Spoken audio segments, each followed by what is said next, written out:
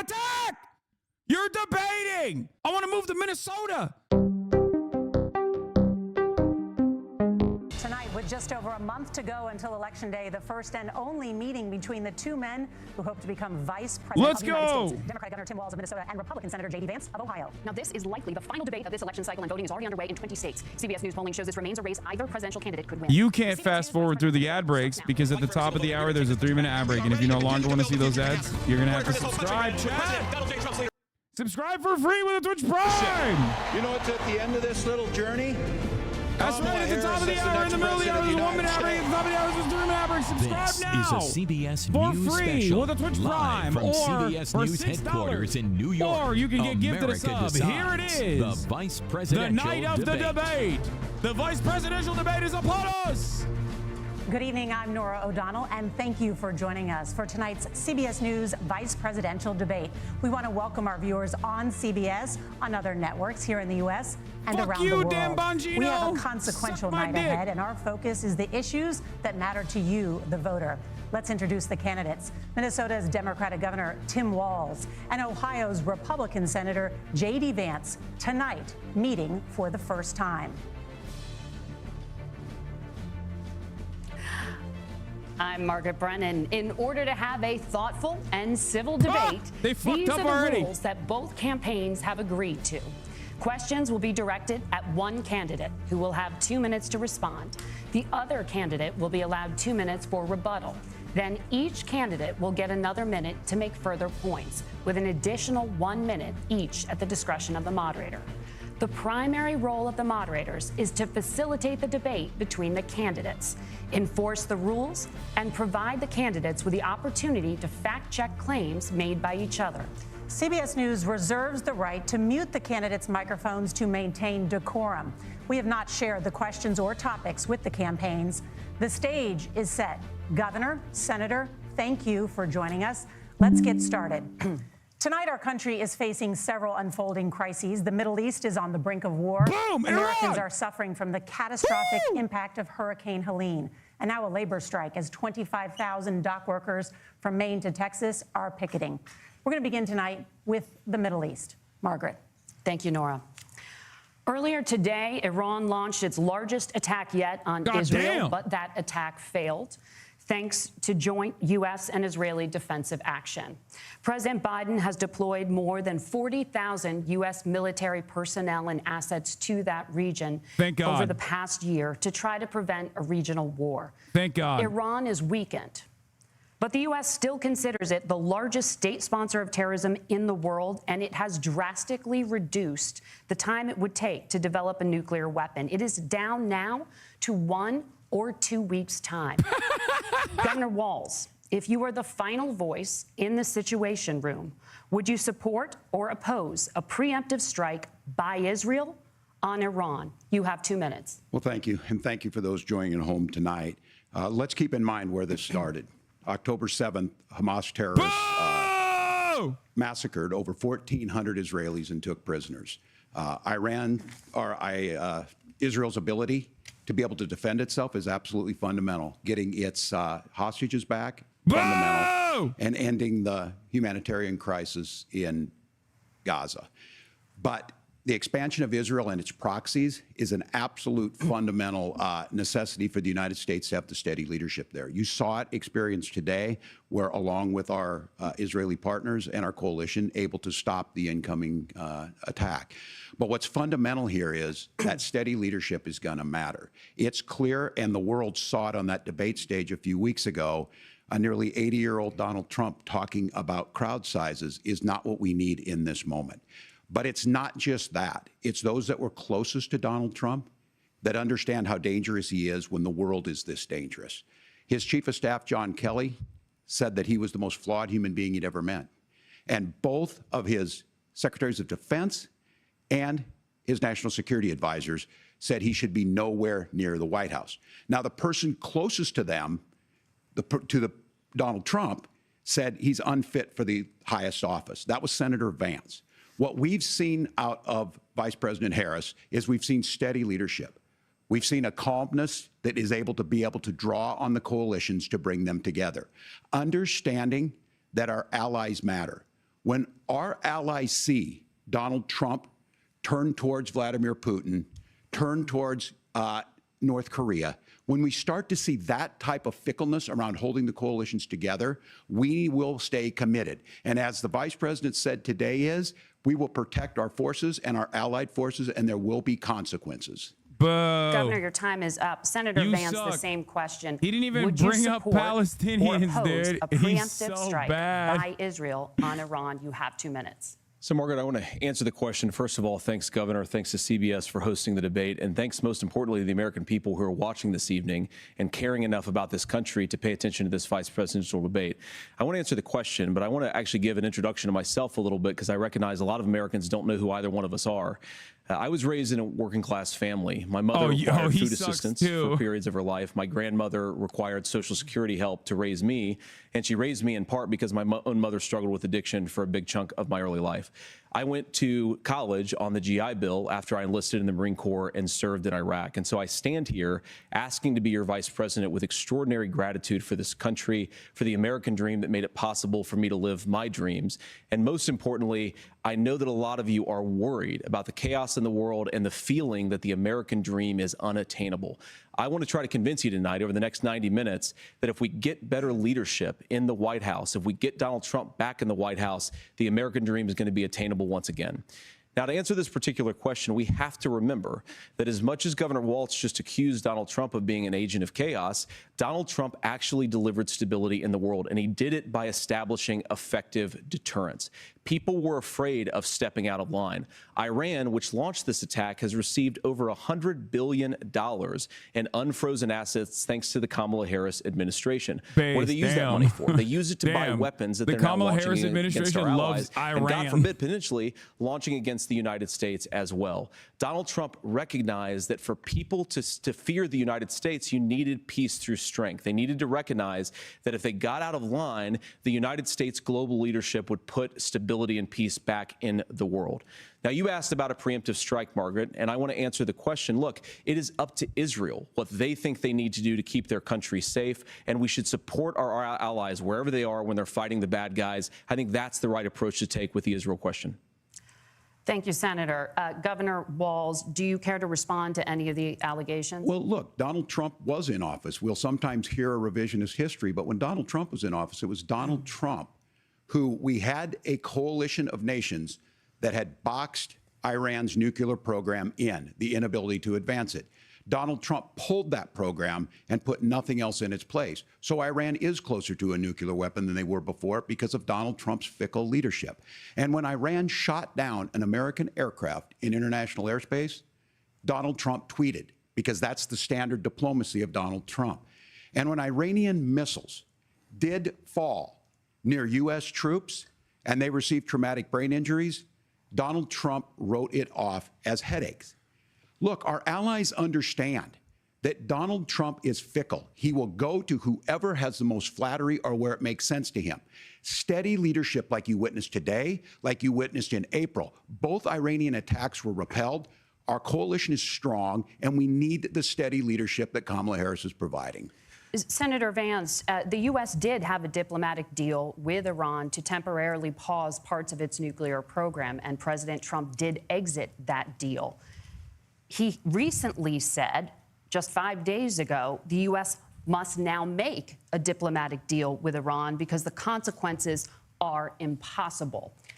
Did he make a mistake? You have 1 minute. Well, first of all, Margaret, diplomacy is not a dirty word, but I think that's something that Governor Walz just said is quite extraordinary. You yourself just said Iran is as close to a nuclear weapon today as they have ever been. And Governor Walz, you blame Donald Trump. Who has been the vice president for the last 3.5 years? And the answer is your running mate, not mine. Donald Trump consistently made the world more secure. Now, we talk about the sequence of events that led us to where we are right now, and you can't ignore October the 7th, which I appreciate Governor Walz bringing up. But when did Iran and Hamas and their proxies attack Israel? It was during the administration of Kamala Harris. So Governor Walz can criticize Donald Trump's tweets, but effective, smart diplomacy and peace through strength is how you bring stability back to a very broken world. Donald Trump has already done it once the Republican before. Ask side yourself is cooking on this issue. when was the last time, I'm 40 years old, when was the last time that an American president didn't have a major conflict break out? The only answer is during the 4 years that Donald Trump was president. Gentlemen, we have a lot to get to. I hate that a lot. Thank you. Let's turn now to Hurricane Helene. The storm could become one of the deadliest on record. More than 160 people are dead and hundreds more are missing. Scientists say climate change makes these hurricanes larger, stronger, and more deadly because of the historic rainfall. Senator Vance, according to CBS News polling, 7 in 10 Americans and more than 60% of Republicans under the age of 45 favor the U.S. taking steps to try and reduce climate change. Senator, what responsibility would the Trump administration have to try and reduce the impact of climate change? I'll give you 2 minutes. Sure. So first of all, let's start with the hurricane, because it's an unbelievable, unspeakable human tragedy. I just saw today actually a photograph of 2 grandparents on a roof with a 6-year-old child, and it was the last photograph ever taken of them because the roof collapsed and those innocent people lost their lives. And I'm sure Governor Walz joins me in saying our hearts go out to those innocent people, our prayers go out to them, and we want as robust and aggressive as a federal response as we can get to save as many lives as possible, and then of course afterwards to help the people in those communities rebuild. I mean, these are communities that I love. Some of them I know very personally in Appalachia, all across the Southeast. They need their government to do their job, and I commit that when Donald Trump is president again, the government will put the citizens of this country first when they suffer from a disaster. Now, Nora, you asked about climate change. I think this is a very important issue. Look, a lot of people are justifiably worried about all these crazy weather patterns. I think it's important for us, first of all, to say, Donald Trump and I support clean air, clean water. We want the environment to be cleaner and safer. But one of the things that I've noticed some of our Democratic friends talking a lot about is a concern about carbon emissions, this idea that carbon emissions drives all of the climate change. Well, let's just say that's true, just for the sake of argument, so we're not arguing about weird science. Let's just say that's true. Well, if you believe that, what would you want to do? The answer is that you'd want to reshore as much American manufacturing as possible, and you'd want to produce as much energy as possible in the United States of America, because we're the cleanest economy in the entire world. What have Kamala Harris's policies actually led to? More energy production in China, more manufacturing overseas, more doing business in some of the dirtiest parts of the entire world. And when I say that, I mean the amount of carbon emissions they're doing per unit of economic output. So if we actually care about getting cleaner air and cleaner water, the best thing to do is to double down and invest in American workers and the American people. And unfortunately, Kamala Harris has done exactly the opposite. Governor Walz, you have 2 minutes to respond. Well, we got close to an agreement because all those things are happening. Look, first of all, it is a horrific tragedy with this hurricane, and my heart goes out to the folks that are down there in contact with the governors. I serve as co-chair of the Council of Governors as we work together on these emergency managements. Governors know no partisanship. They work together to all of the governors and the emergency responders are on the ground. Those happen on the front end. The federal government comes in, makes sure they're there to that we recover, but we're still in that phase where we need to make sure that they're staying there, staying focused. Now, look, coming back to the climate change issue, there's no doubt this thing roared onto the scene faster and stronger than anything we've seen. Senator Vance has said that there's a climate problem in the past. Donald Trump called it a hoax and then joked that these things would make more beachfront property to be able to invest in. What we've seen out of the Harris administration now, the Biden-Harris administration, is we've seen this investment. We've seen massive investments, the biggest in global history that we've seen in the Inflation Reduction Act, has created jobs all across the country. 2,000 in Jeffersonville, Ohio, taking the EV technology that we invented and making it here. 200,000 jobs across the country. The largest solar manufacturing plant in North America sits in Minnesota. But my farmers know climate change is real. They've seen 500-year droughts, 500-year floods back to back. But what they're doing is adapting, and this has allowed them to tell me, look, I harvest corn, I harvest soybean, and I harvest wind. We are producing more natural gas and more oil at any time than we ever have. We're also producing more clean energy. So the solution for us is to continue to move forward, that climate change is real. Reducing our impact is absolutely critical, but this is not a false choice. You can do that at the same time you're creating the jobs that we're seeing all across the country. That's exactly what this administration has done. We are seeing us becoming an energy superpower for the future, not just the current. And that's what absolutely makes sense. And then we start thinking about how do we mitigate these disasters. Thank you. Senator, I want to give you an opportunity to respond there. The governor mentioned that President Trump has called climate change a hoax. Do you agree?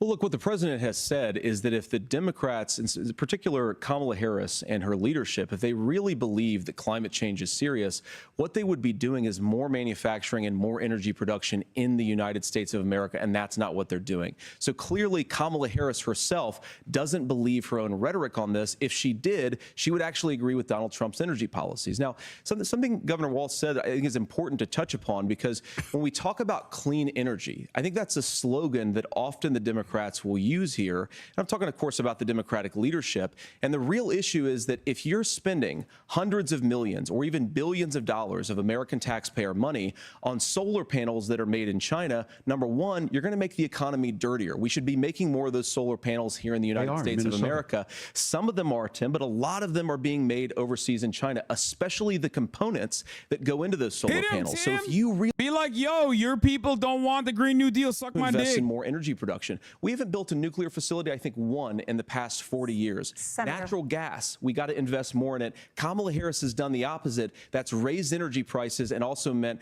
that we're doing worse by the climate. Senator, your time is up. Governor, would you like to respond? Well, look, we're producing more natural gas than we ever have. There's no moratorium on that. We're producing more oil. But the folks know, and like I said again, these are not liberal folks. These are not folks that are Green New Deal folks. These are farmers that have been drought one year, massive flooding the next year. They understand that it makes sense. Look, our number one export cannot be topsoil from erosion from these massive storms. We saw it in Minnesota this summer. And thinking about how do we respond to that, we're thinking ahead on this. And what Kamala Harris has been able to do in Minnesota, we're starting to weatherproof some of these things. The infrastructure law that was passed allows us to think about mitigation in the future. How do we make sure that we're protecting by burying our power lines? How do we make sure that we're protecting lakefronts and things that we're seeing more and more of? But to call it a hoax and to take the oil company executives to Mar-a-Lago, say, give me money for my campaign, and I'll let you do whatever you want. We can be smarter about that, and an all-above energy policy is exactly what she's doing, creating those jobs right here. Governor, your time is up. The overwhelming consensus among scientists is that the Earth's climate is warming at an unprecedented rate. Margaret? Thank you, Nora. We're going to turn now to immigration. The crisis at the U.S.-Mexico border consistently ranks as one of the top issues for American voters. Senator Vance, your campaign is pledging to carry out the largest mass deportation plan in American history and to use the U.S. military to do so. Could you be more specific about exactly how this will work? For example, would you deport parents who have entered the U.S. illegally and separate them from any of their children who were born on U.S. soil? Good question. So first of all, Margaret, before we talk about deportations, we have to stop the bleeding. We have a historic immigration crisis because Kamala Harris started and said that she wanted to undo all of Donald Trump's border policies. 94 executive orders suspending deportations, decriminalizing illegal aliens, massively increasing the asylum fraud that exists in our system. That has opened the floodgates. And what it's meant is that a lot of fentanyl is coming into our country. I had a mother who struggled with opioid addiction and has gotten clean. I don't want people who are struggling with addiction to be deprived of their second chance because Kamala Harris let in fentanyl into our communities at record levels. So you've got to stop the bleeding. You've got to re-implement Donald Trump's border policies, build the wall, re-implement deportations. And that gets me to your point, Margaret, about what do we actually do? So we've got 25 million illegal aliens who are here in the country. What do we do with them? I think the first thing that we do is we start with the criminal migrants. About 1 million of those people have committed some form of crime in addition to crossing the border illegally. I think you start with deportations on those folks. And then I think you make it harder for illegal aliens to undercut the wages of American workers. A lot of people will go home if they can't work for less than minimum wage in our own country. And by the way, that'll be really good for our workers who just want to earn a fair wage for doing a good day's work.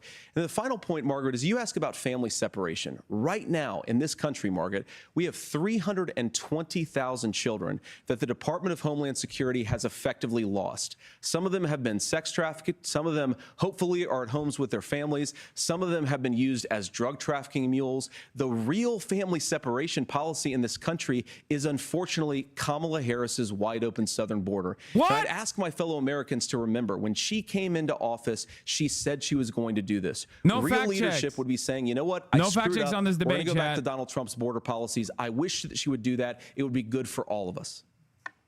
Governor, do you care to respond to any of those specific allegations, including that the vice president is, quote, letting in fentanyl and using kids as drug mules, among other things regarding children? The drug mule is not true, but I will say about the fentanyl, because this is a crisis of this, the opioid crisis. And the good news on this is the last 12 months saw the largest decrease in opioid deaths in our nation's history. Brian Kilmeade. 30% decrease in Ohio. But there's 80% still more Americans. work to do. But let's 80 go to back 90% to this of on fentanyl. immigration. Kamala Harris was 80 the to 90% Attorney of General drug apprehensions of the are largest American state, the citizens. border state in California. She's the only person in this race who Fuck! prosecuted transnational gangs He's for human repeating trafficking Kamala and Bot drug interventions. stakes! But look, we all want to solve this.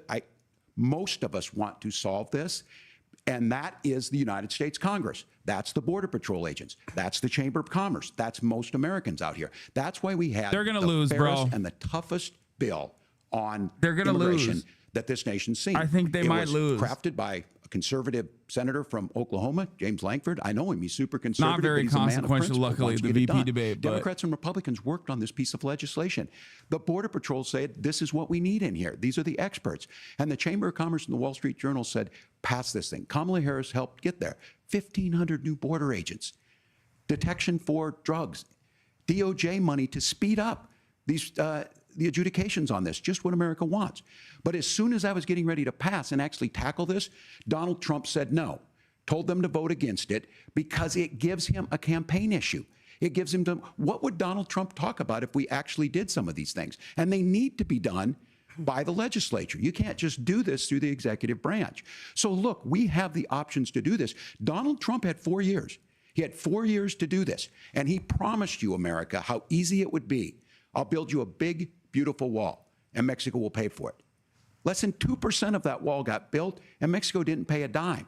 But here we are again, 9 years after he came down that escalator, dehumanizing We're going to build the wall and telling him what he was going to do. As far as the deportation plan, at one point, Senator Vance said it was so unworkable to be laughable. So that's where we're at. Pass the bill, she'll sign it. Governor, your time is up. He just Senator, said we're building the wall and we're deporting. We're the real deporters. Children, we ain't fake like these fucking pussy-ass libtards on the Republican Party. My point is that we Party. already have massive child separations thanks to Kamala Harris's open border. And I didn't accuse Kamala Harris of inviting drug mules. I said that she enabled the Mexican drug cartels to operate freely in this country. And we know that they use children as drug mules. And it is a disgrace. And it has to stop. Children Look, are I the think best what Tim drug said mules. just doesn't pass the smell test. For 3 years, Kamala Harris went out bragging that she was going to undo Donald Trump's border policy. She did exactly that. We had a record number of illegal crossings. We had a record number of fentanyl coming into our country. And now that she's running for president, or a few months before, she says that somehow she got religion and cared a lot about a piece of legislation. The only thing that she did when she became the vice president, when she became the appointed border czar, was to undo 94 Donald Trump executive actions that opened the border. This problem is leading to massive problems in the United States of America. Parents who can't afford health care, schools that are overwhelmed. It's got to stop, and it will when Donald Trump is president again. Senator, your time is up. Governor, what about our CBS News polling, which does show that a majority of Americans, more than 50%, support mass deportations? I hate this. I hate this debate. Issue It sucks with so a bill bad. that is necessary. But the issue on this is what happens when you don't want to solve it. You demonize it. And we saw this. And Senator Vance, and it surprises me on this, talking about and saying, I will create stories to bring attention to this. That vilified a large number of people who were here legally in the community of Springfield. Why does it matter? You want to build the Republican wall. governor said, it's not true. Don't do it. There's consequences for this. There's consequences. We could come together. Senator Langford did it. We could come together and solve this if we didn't let Donald Trump continue to make it an issue. And the consequences in Springfield were the governor had to send state law enforcement to escort kindergartners to school. I believe Senator Vance wants to solve this, but by standing with Donald Trump and not working together to find a solution, it becomes a talking point. And when it becomes a talking point like this, we dehumanize and villainize other human beings. Tim, Governor, your time is up. Senator, I'll give you 1 minute, but let me just ask you the question first. The governor has made the point, and I think as a sitting lawmaker, you know that Congress controls the purse strings and any funding. So you have said repeatedly that Donald Trump would, through executive action, solve this. Do you disagree that Congress controls the purse strings and would need to support many of the changes that you would actually want to implement? You have 1 minute. Look, Margaret, first of all, the gross majority of what we need to do at the southern border is just empowering law enforcement to do their job. I've been to the southern border more than our border czar, Kamala Harris, has been, and it's actually heartbreaking because the Border Patrol agents, they just want to be empowered to do their job. Of course, additional resources would help, but most of this is about the president and the vice president empowering our law enforcement to say, if you try to come across the border illegally, you've got to stay in Mexico, you've got to go back through proper channels.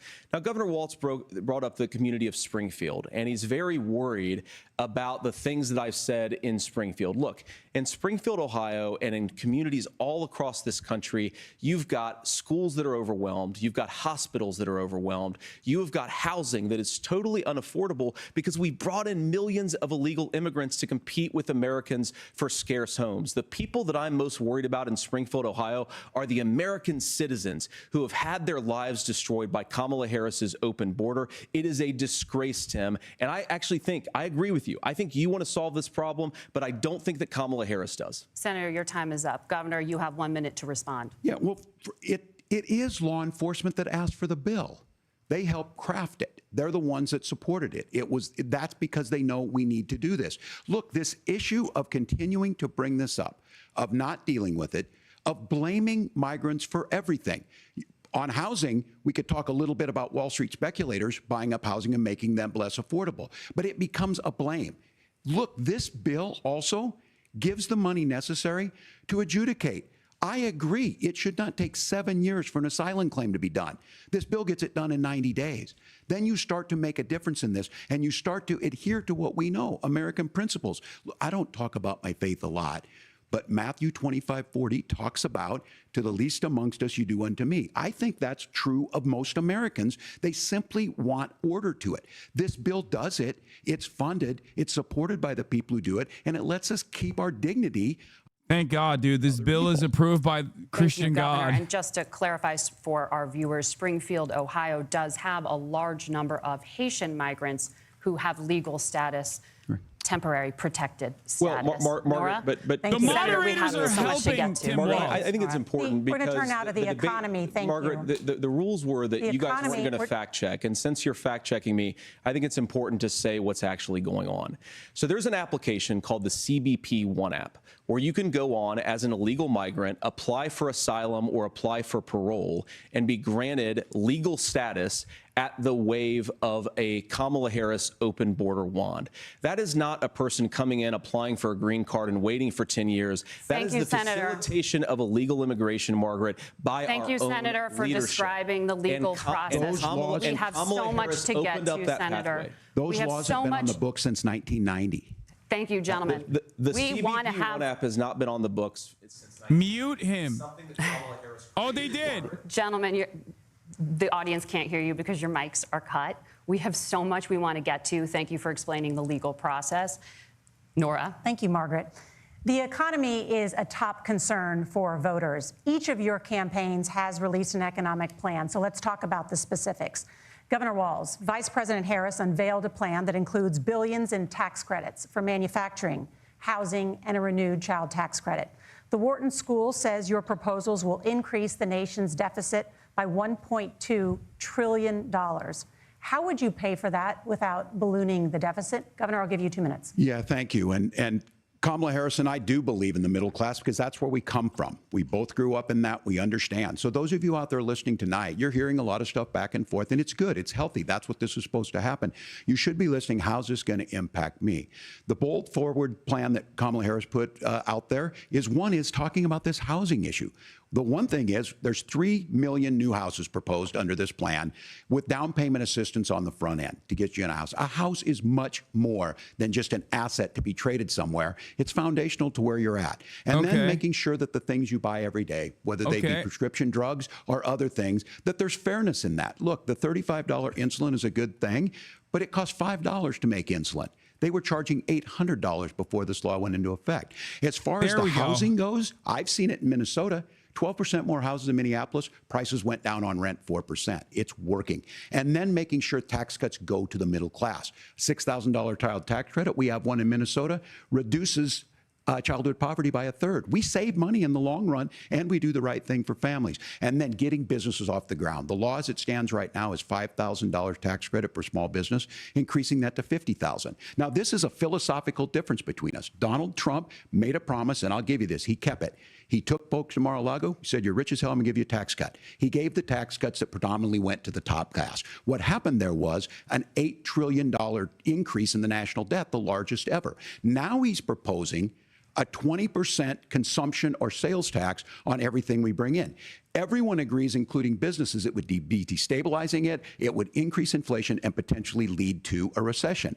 Look, this is simple for you. Where are we going? Kamala Harris has said to do the things she wants to do, we'll just ask the wealthiest to pay their fair share. When you do that, our system works best, more people are participating in it, and folks have the things that they need. Senator, Notice I want the to give you a moment difference to respond on that. But when he's talking similarly, about some dumbass right-wing border bill versus this shit. He comes alive and says it would increase the nation's deficit by $5.8 trillion. My question is the same for you. How do you pay for all that without ballooning the deficit? I'll give you 2 minutes.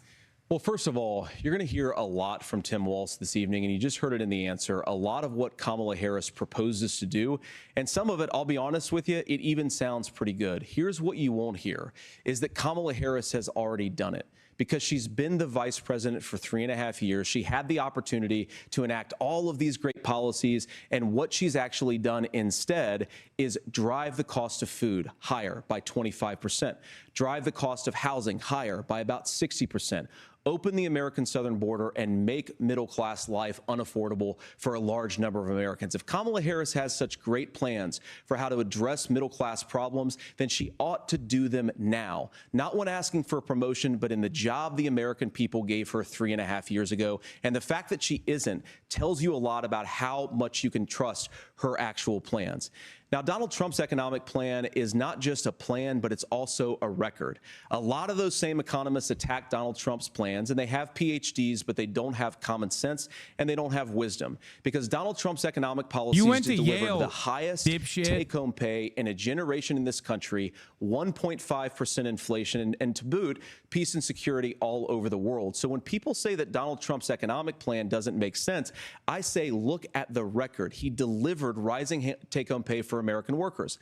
Now, Tim admirably admits that they want to undo the Trump tax cuts. But if you look at what was so different about Donald Trump's tax cuts, even from previous Republican tax cut plans, is that a lot of those resources went to giving more take-home pay to middle-class and working-class Americans. It was passed in 2017. That's a and lie. You saw an American economic boom unlike we've seen in a generation in this country. That is a record that I'm proud to run on. Go to the QR code to find out. Back to that common sense wisdom so that you can afford to live the American dream again. I know a lot of you are struggling. I know a lot of you are worried about paying the bills. It's going to stop when Donald Trump brings back common sense to this country. Governor, do you want to respond to that? What has Kamala Harris done for the middle class? Yeah, well, Kamala Harris's day one was Donald Trump's failure on COVID that led to the collapse of our economy. We were already before COVID in a manufacturing recession, but 10 million people out of work, largest percentage since the Great Depression.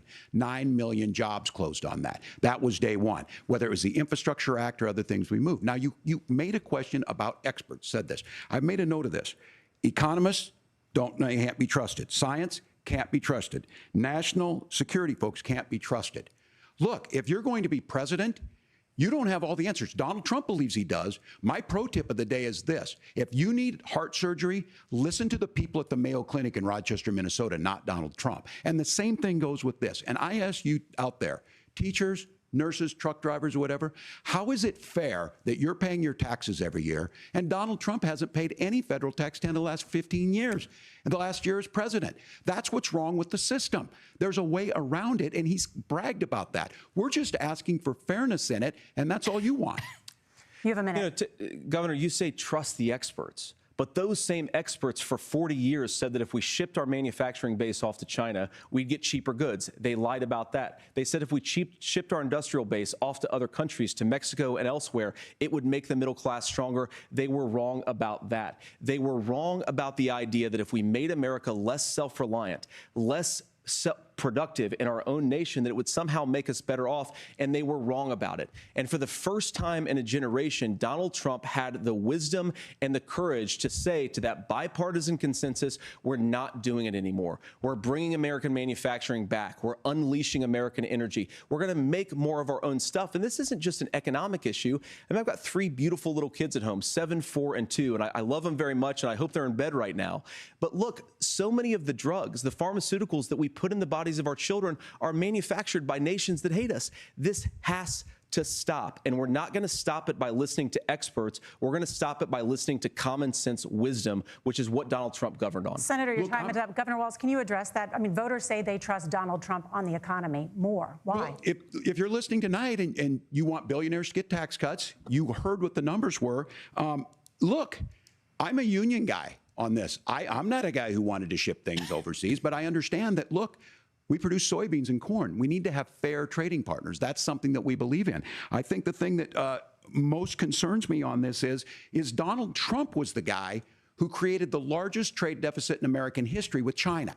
So the rhetoric is good. Much of what the senator said right there, I'm in agreement with him on this. I watched it happen too. I watched it to my communities, and we talked about that. But we had people undercutting the right to collectively bargain. We had right to work states made it more difficult. We had companies that were willing to ship it over, and we saw people profit. Folks that are venture capital in some cases, putting money into companies that were overseas. Say it like his daddy. We're in agreement that we bring those home. The like issue his is daddy. Donald Trump is talking about it. He's Kamala a blood Harris boy has a for record, Peter Thiel. Attack 250,000 him. more manufacturing You fucking jobs pussy. just out of the IRA. May I respond to that? Yes. Attack So him! appreciate that. So if you notice, what Governor Walz just did is he said, first of all, Donald Trump has to listen to the experts. And then when he acknowledged that the experts screwed up, he said, well, Donald Trump didn't do nearly as good of a job as the statistics that's a show gross generalization. that he did. So what Tim Walz is doing, and I honestly, Tim, I think you got a tough job here, because you've got to play whack-a-mole. You've got to pretend that Donald Trump didn't deliver rising take-home pay, which of course he did. You've got to pretend that Donald Trump didn't deliver lower inflation, which of course he did. And then you simultaneously got to defend Kamala Harris's atrocious economic record, which has made gas, groceries, and housing unaffordable for American citizens. I was raised by a woman who would sometimes go into medical debt so that she could put food on the table in our household. I know what it's like to not be able to afford the things that you need to afford. We can do so much better. To all of you watching, we can get back to an America that's affordable again. We just got to get back to common sense economic principles. I hope we have a conversation on health care then. Senator, Governor. Please. Thank you. Margaret? We have a lot to get to ahead, gentlemen, on many topics. But right now, I want to talk about personal qualifications. The vice president is often the last voice the president hears before making consequential decisions. We want to ask you about your leadership qualities. Governor Walz, you said you were in Hong Kong during the deadly Tiananmen Square protests in the spring of 1989. But Minnesota Public Radio and other media outlets are reporting that you actually didn't travel to Asia until August of that year. Can you explain that discrepancy? Yeah, well, and to the folks out there who didn't get at the top of this, look, I grew up in small rural Nebraska, town of 400, town that you rode your bike with your buddies till the streetlights come on, and I'm proud of that service. I joined the National Guard at 17, worked on family farms, and then I used the GI Bill to become a teacher, passionate about it, a young teacher. My first year out, I got the opportunity in the summer of '89 to travel to China. 35 years ago, be able to do that. I came back home and then started a program to take young people there. We would take basketball teams, we would take baseball teams, we would take dancers, and we would go back and forth to China. The issue for that was to try and learn. Now look, my community knows who I am. They saw where I was at. They look, I will be the first to tell you, I have poured my heart into my community. I've tried to do the best I can, but I've not been perfect. And I'm a knucklehead at times, but it's always been about that. Those same people elected me to Congress for 12 years. And in Congress, I was one of the most bipartisan people, working on things like farm bills that we got done, working on veterans benefits. And then the people of Minnesota were able to elect me to governor twice. So look, my commitment has been from the beginning to make sure that I'm there for the people, to make sure that I get this right. I will say more than anything, many times I will talk a lot. I will get caught up in the rhetoric. But being there, the impact it made, the difference it made in my life, I learned a lot about China. I hear the critiques of this. I would make the case that Donald Trump should have come on one of those trips with us. I guarantee you he wouldn't be praising Xi Jinping about COVID. And I guarantee you he wouldn't start a trade war that he ends up losing. So this is about trying to understand the world. It's about trying to do the best you can for your community. And then it's putting yourself out there and letting your folks understand what it is. My commitment, whether it be through teaching, which I was good at, or whether it was being a good soldier or was being a good member of Congress, those are the things that I think are the values that people care about. Governor, just to follow up on that, the question was, can you explain the discrepancy? All I said on this was I got there that summer and misspoke on this. So I will just, that's what I've said. So I was in Hong Kong and China during the democracy protests went in. And from that, I learned a lot of what needed to be in governance. Thank you, Governor. Cooked. Senator Vance, in 2016, you called your running mate, Donald Trump, unfit for the nation's highest office, and you said he could be America's Hitler. I know you've been asked many times, and you've said you regret those comments and explained you then voted for Donald Trump in 2020. But the Washington Post reported new messages last week in which you also disparaged Trump's economic record while he was president, writing to someone in 2020, quote, Trump thoroughly failed to deliver his economic populism. You're now his running mate, and you've shifted many of your policy stances to align with his. If you become vice president, why should Americans trust that you will give Donald Trump the advice he needs to hear and not just the advice he wants to hear? You have 2 minutes. Well, first of all, Margaret, because I've always been open. And sometimes, of course, I've disagreed with the president, but I've also been extremely open about the fact that I was wrong about Donald Trump. I was wrong, first of all, because I believed some of the media stories that turned out to be dishonest fabrications of his record. But most importantly, Donald Trump delivered for the American people. Rising wages, rising take-home pay, an economy that worked for normal Americans, a secure southern border, a lot of things, frankly, that I didn't think he'd be able to deliver on. And yeah, when you screw up, when you misspeak, when you get something wrong and you change your mind, you ought to be honest with the American people about it. It's one of the reasons, Margaret, why I've done so many interviews is because I think it's important to actually explain to the American people where I come down on the issues and what changed. Now, you pointed out some messages from 2020. Margaret, I've been extremely consistent that I think there were a lot of things that we could have done better in the Trump administration the first round if Congress was doing its job. I strongly believe, and I've been a United States Senator, that Congress is not just a high-class debating society. It's not just a forum for senators and congressmen to whine about problems. It's a forum to govern. So there were a lot of things on the border, on tariffs, for example, where I think that we could have done so much more if the Republican Congress and the Democrats in Congress had been a little bit better about how they govern the country. They were so obsessed with impeaching Donald Trump, they couldn't actually govern. And I want to talk about this tariff issue in particular, Margaret, because Tim just accused this of being a national sales tax.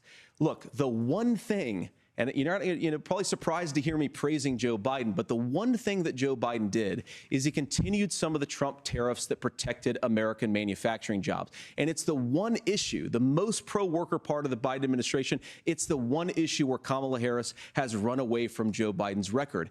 Think about this. If you're trying to employ slave laborers in China at $3 a day, you're going to do that and undercut the wages of American workers unless our country stands up for itself and says you're not accessing our markets unless you're paying middle-class Americans a fair wage. Senator, your time is up. Nora? Thank you. Now to the issue of reproductive rights. Governor Walz, after Roe versus Wade was overturned, you signed a bill into law that made Minnesota one of the least restrictive states in the nation when it comes to abortion. Former President Trump said in the last debate that you believe abortion, quote, in the 9th month is absolutely fine. Yes or no? Is that what you support? I'll give you 2 minutes. That's not what the bill says, but look, this issue is what's on everyone's mind. Donald Trump put this all into motion. He brags about how great it was that he put the judges in and overturned Roe versus Wade, 52 years of personal autonomy. And then he tells us, oh, we send it to the states. It's a beautiful thing. Amanda Zaworski would disagree with you on it's a beautiful thing. A young bride in Texas waiting for their child at 18 weeks. She has a complication, a tear in the membrane. She needs to go in. The medical care at that point needs to be decided by the doctor. And that would have been an abortion. But in Texas, that would have put them in legal jeopardy. She went home, got sepsis, nearly dies, and now she may have difficulty having children. Or in Kentucky, Hadley Duvall, a 12-year-old child raped and impregnated by her stepfather. Those are horrific. Now, when God asked about that, Senator Vance said, 2 wrongs don't make a right. There is no right in this. So in Minnesota, what we did was restore Roe versus Wade. We made sure that we put women in charge of their health care. But look, this is not where, if you don't know Amanda or a Hadley, you soon will. Their Project 2025 is going to have a registry of pregnancies. It's going to make it more difficult, if not impossible, to get contraception and limit access, if not eliminate access to infertility treatments. For so many of you out there listening, me included, infertility treatments are why I have a child. That's nobody else's business, but those things are being proposed. And the catch-all on this is, well, the states will decide what's right for Texas might not be right for Washington. That's not how this works. This is basic human right. We have seen maternal mortality skyrocket in Texas, outpacing many other countries in the world. This is about health care. In Minnesota, we are ranked first in health care for a reason. We trust women. We trust doctors. Senator, do you want to respond to the governor's claim? Will you create a federal pregnancy monitoring agency? No, Nora, certainly we won't. And I want to talk about this issue because I know a lot of Americans care about it, and I know a lot of Americans don't agree with everything that I've ever said on this topic. And, you know, I grew up in a working class family in a neighborhood where I knew a lot of young women who had unplanned pregnancies and decided to terminate those pregnancies because they feel like they didn't have any other options. And, you know, one of them is actually very dear to me. And I know she's watching tonight, and I love you. And she told me something a couple years ago that she felt like if she hadn't had that abortion, that it would have destroyed her life because she was in an abusive relationship. And I think that what I take from that as a Republican who proudly wants to protect innocent life in this country, who proudly wants to protect the vulnerable, is that my party, we've got to do so much better of a job at earning the American people's trust back on this issue where they frankly just don't trust us. And I think that's one of the things that Donald Trump and I are endeavoring to do. I want us as a Republican Party to be pro-family in the fullest sense of the word. I want us to support fertility treatments. I want us to make it easier for moms to afford to have babies. I want it to make it easier for young families to afford a home so they can afford a place to raise that family. And I think there's so much that we can do on the public policy front just to give women more options. Now, of course, Donald Trump has been very clear that on the abortion policy specifically, that we have a big country and it's diverse. And California has a different viewpoint on this than Georgia. Georgia has a different viewpoint from Arizona. And the proper way to handle this, as messy as democracy sometimes is to let voters make these decisions, let the individual states make their abortion policy, and I think that's what makes the most sense. Point for in Walz a very on big, this, a but very diverse, only because he is good on the issue and he's right on the issue. Messy and divided country.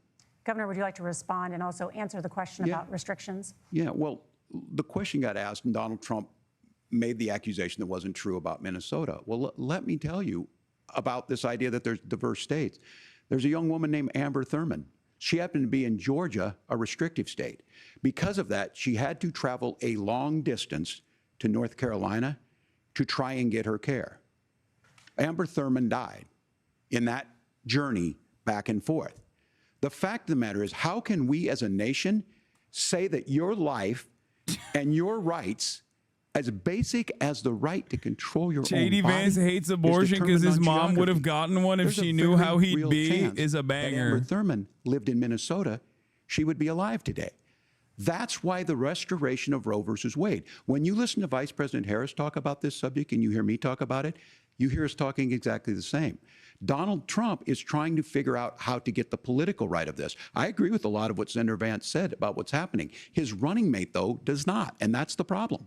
Governor, your time is up. Senator, let me ask you about that. He mentioned, was, I think, referring to a Just national fucking ban. say, In the what about past, states' you have rights for supported slavery, a man? These federal guys are ban fucking on ridiculous, abortion okay? after Just 15 weeks. end the conversation. In fact, you said if someone can't support legislation like that, quote, you are making the United States the most barbaric pro-abortion regime anywhere in the entire world.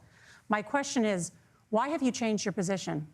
Well, Nora, first of all, I never supported a national ban. I did when I was running for Senate in 2022 talk about setting some minimum national standard. For example, we have a partial birth abortion ban in place in this country at the federal level. I don't think anybody's trying to get rid of that, or at least I hope not, though I know that Democrats have taken a very radical pro-abortion stance. But Nora, you know, one of the things that changed is in the state of Ohio, we had a referendum in 2023, and the people of Ohio voted overwhelmingly, by the way, against my position.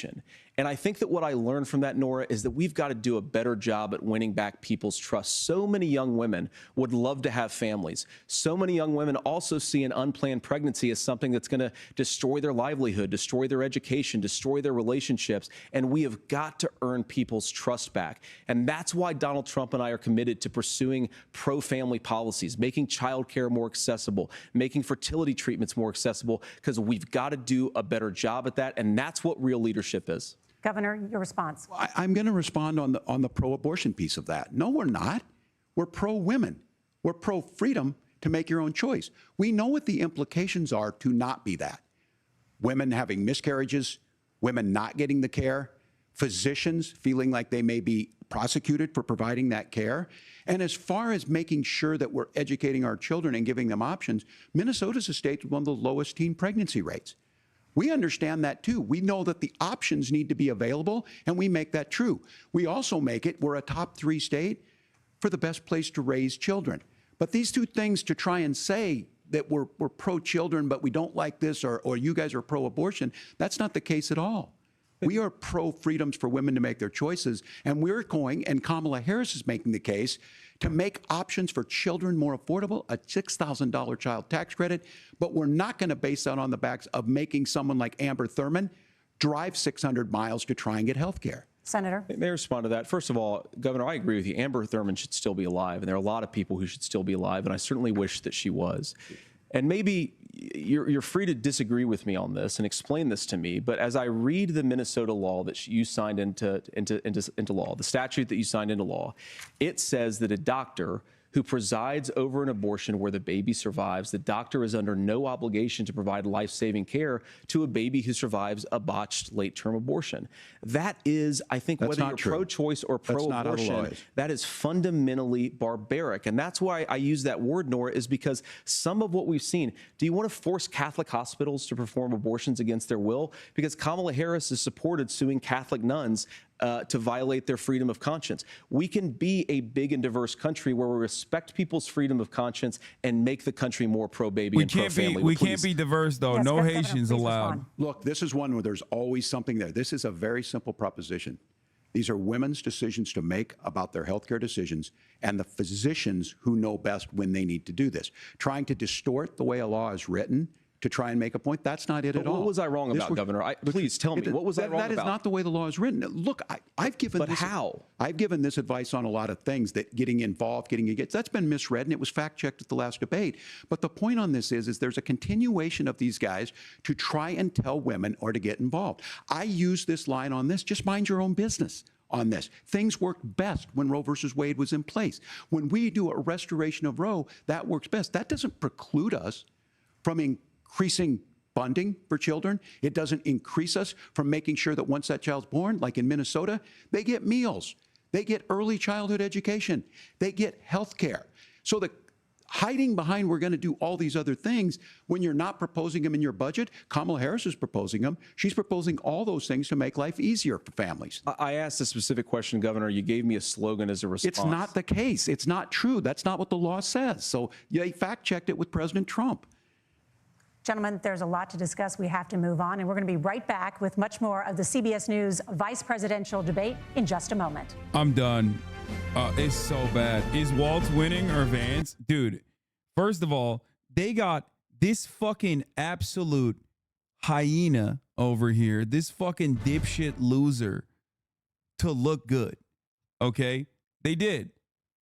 For a couple different reasons. One, because the format itself actually makes it so that if you are a sincere person, you're going to look like a fucking clown ass. Okay? You're going to look like a loser. The format itself, the debate setting in general, especially if you're confident enough in your lies, definitely favors the person who's just like a relentless, shameless fucking liar. Okay? Straight up. That's just the truth. What do I mean by this? Tim Walz is like Tiananmen Square moment or whatever the fuck, or what he said about his like record going to war. Like these are genuinely tiny, minuscule flubs in comparison to being like, I don't give a fuck. I made up the lie that Haitians are eating fucking cats and dogs because the media doesn't cover it. Okay? Like that's not even in the same ecosystem. It is not in the same fucking planet. It's not even in the same goddamn it's not in the same universe. Okay? So the idea that these two things are then immediately like placed upon one another as though it's the same level of like lies is ridiculous. But also on top of that, aside from the fucking format, Tim Walz, like I said, is shackled in this structure because he has to fucking defend idiotic propositions. You notice the difference in communication when he's talking about lowering the cost of pharmaceutical prices, lowering the cost of housing. He pops off. When he talks about defending reproductive rights for women, he pops off. Okay? Because his heart is in that. But when he's talking about fucking allowing Israel to do a first strike on Iran, are you fucking kidding me? That was the first question. Like, what a fucking morally bankrupt nation we are. That the first conversation, when you know, we have a goddamn apartheid state doing a genocide, opening up a new front, okay, potentially, and escalating regional conflict into all-out nuclear war, potentially. And that's the first question. Will you give Israel the first strike capabilities to fucking nuke Tehran? Like, what are we talking about? The fuck is this morally bankrupt ass bullshit, dude? We deserve all the bad things. I swear to God. And on that front, he sucked dick. He sucked. He was awful at that fucking answer. He's like, oh, I think Israel has a right to defend itself October 7th. Just carbon copy Kamala Harris's talking points like a goddamn NPC. Same thing with the border proposal. Same thing with the border wall. Tim Walz has been like, the border wall is dumb as fuck when he was, you know, a governor, right? Under the Trump administration. Now he's over here being like, we're the ones who are going to actually push the fucking border wall. Like, what are you talking about, dude? Do you fucking hear yourself? What the hell is going on? Now, overall, I think the format and the statement itself, like the statements coming from JD Vance, are pretty solid because he thrives in this environment. He's been doing a lot of contentious adversarial interviews over and over again. He has a lot of experience. Okay? He has a lot of experience on this front, and he's looking better. And not only is he looking better despite his gross and nervous energy, okay? Despite his gross and nervous, sweaty, perverted energy that he brings to the goddamn table, the debate format favors him. But also, he even looks better than Trump. Okay? That's a very significant part of this because, like, if we're having adult conversations, because JD Vance is supposed to be the adult, okay, the liberal media trained dipshit, okay, against Tim Walz, like, Tim Walz looks like a silly little yokel who's constantly on the back foot, and JD Vance looks like a bloodless monster who's able to communicate his desires better than Trump can. Back to the CBS News vice presidential debate. We want to turn now to America's gun violence epidemic. The leading cause of death for children and teens in America is by firearms. Senator Vance, you oppose most gun legislation that Democrats claim would curb gun violence. You oppose red flag gun laws and legislation to ban certain semi-automatic rifles, including AR-15s. So let me ask you, earlier this year, for the first time, the parents of a school shooter were convicted of involuntary manslaughter. Also, at the top of the hour, there's a 3-minute ad break. I forgot to run it. I'm sorry. I was doing commentary. So subscribe. Curb Mass for shootings. $6 or for free with a Twitch Yeah, well, Prime on to that avoid particular those case, I don't ads. know the full Here details, it but I is. certainly trust local law enforcement and local authorities to make those decisions. I think in some cases the answer is going to be yes, and in some cases the answer is going to be no. You can get gifted a sub as well if you're lucky. Here, of course. For example, if a kid steals a gun, that's going to be different than if a parent hands over a gun knowing that their kid is potentially dangerous. But look, I want to just sort of speak as a father of 3 beautiful little kids, and our oldest is now in 2nd grade.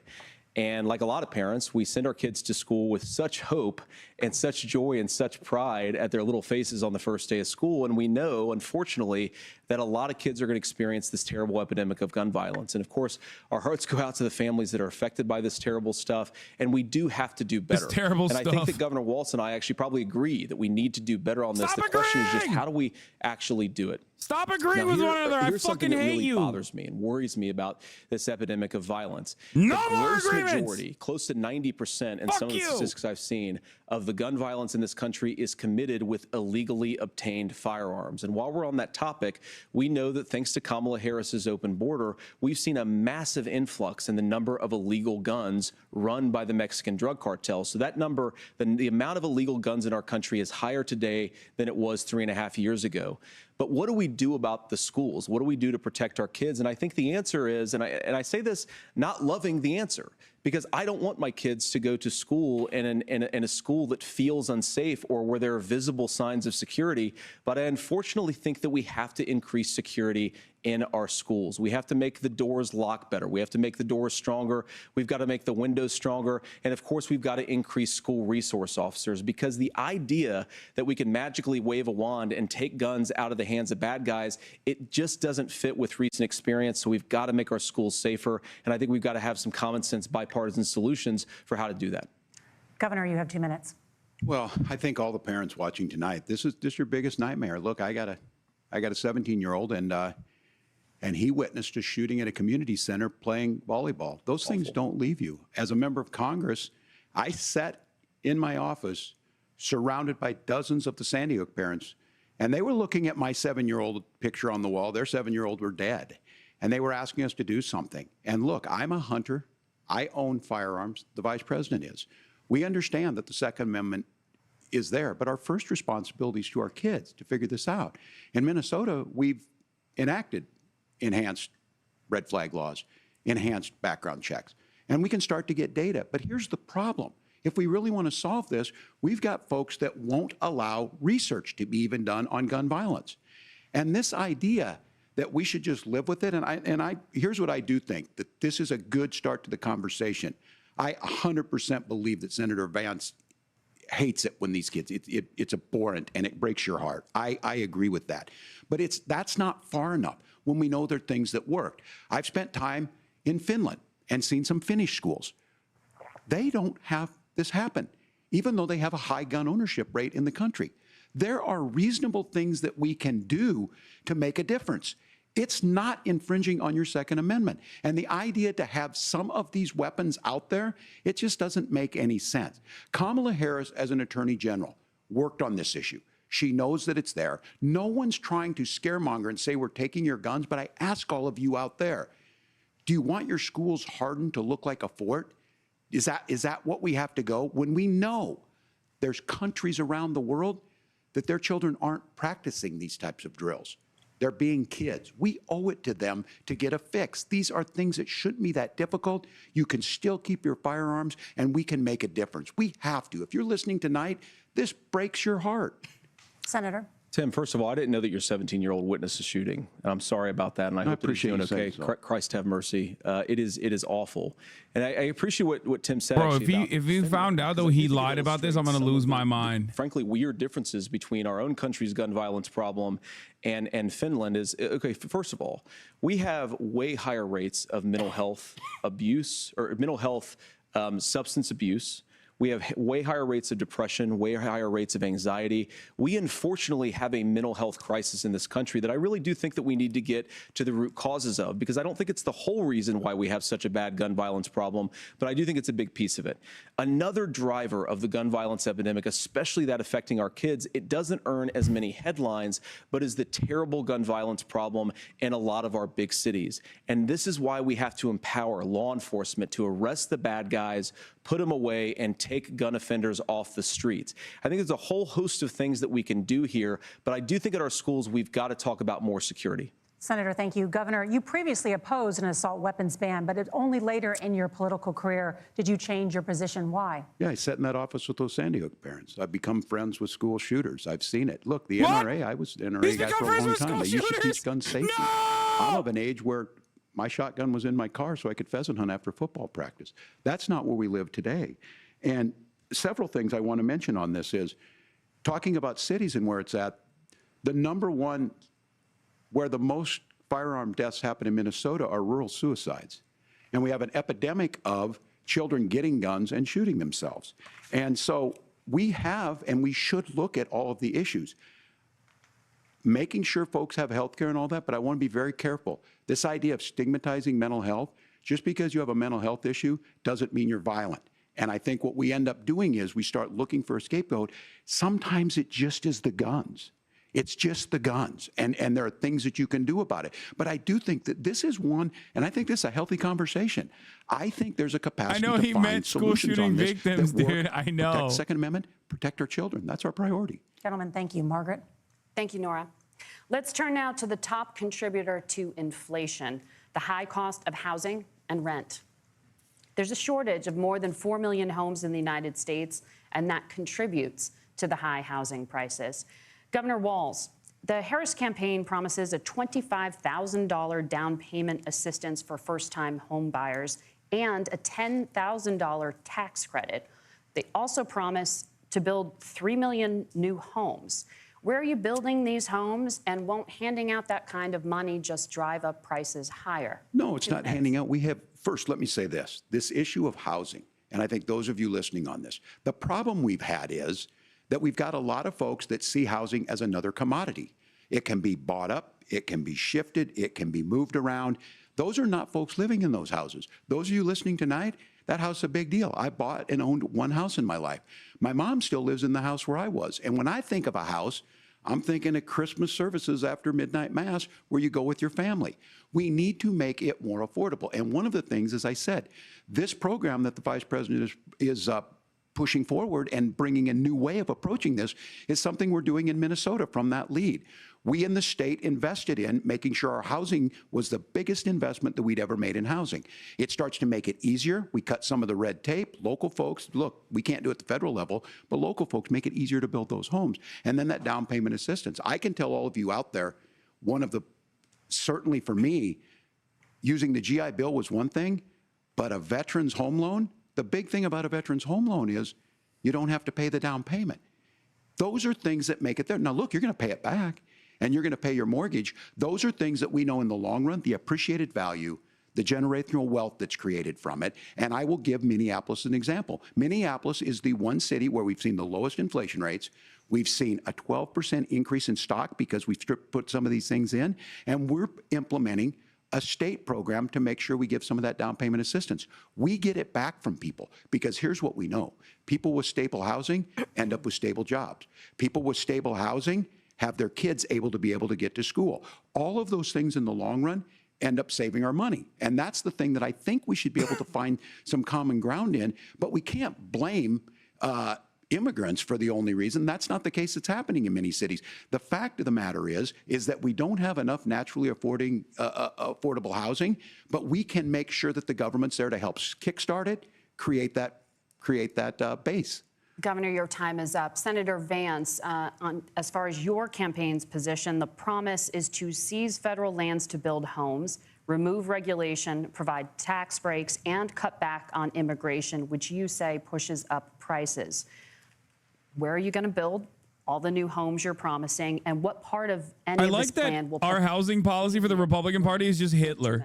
Like, just straight Adolf Hitler. Tim just said something that I agree with. We don't want to blame immigrants for higher housing prices, but we do want to blame Kamala Harris for letting in millions of illegal aliens into this country, which does drive up costs, Tim.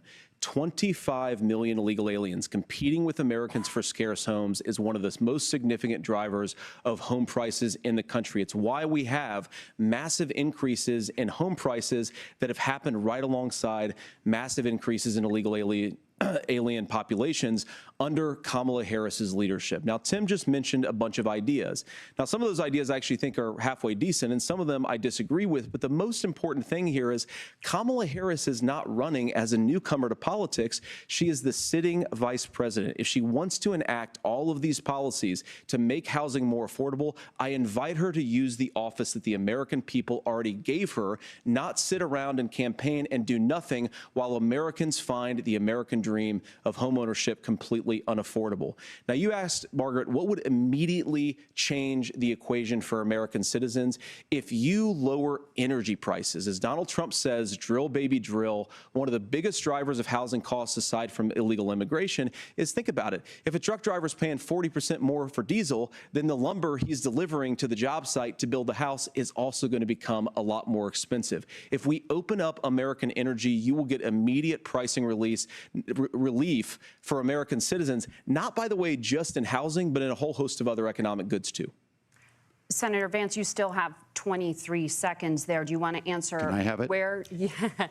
Governor, we will get to you in a moment. But, Senator, where are you going to seize the federal lands? Can you clarify? Well, what Donald Trump has said is we have a lot of federal lands that aren't being used for anything. They're not being used for a national park. They're not being used, and they could be places where we build a lot of housing. And I do think that we should be opening up building in this country. We have a lot of land that could be used. We have a lot of Americans that need homes. We should be kicking out illegal immigrants who are competing for those homes, and we should be building more homes for the American citizens who deserve to be here. Senator, your time is up.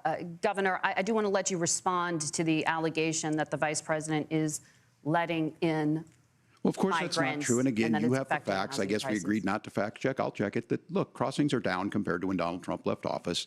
But it's, again, blaming Tackle and the not trying to find a solution. It's not the I was going to ask on crossings. this question, are we going to drill and build houses in the Tackle same the federal issue. land? It's not the And fucking I think border when people crossings. hear federal lands, these are really important pieces of land. Now, Minnesota doesn't have a lot of federal lands. I know in the western part of the countries we do. There's not a lot of federal lands in and around Minneapolis, for example. So the issue is I don't understand the federal lands issue unless we see this, and I worry about this as someone who cares deeply about our national parks and our federal lands. Look, Minnesota, we protect these things. We've got about 20% of the world's fresh water. These lands protect. They're there for a reason. They belong to all of us.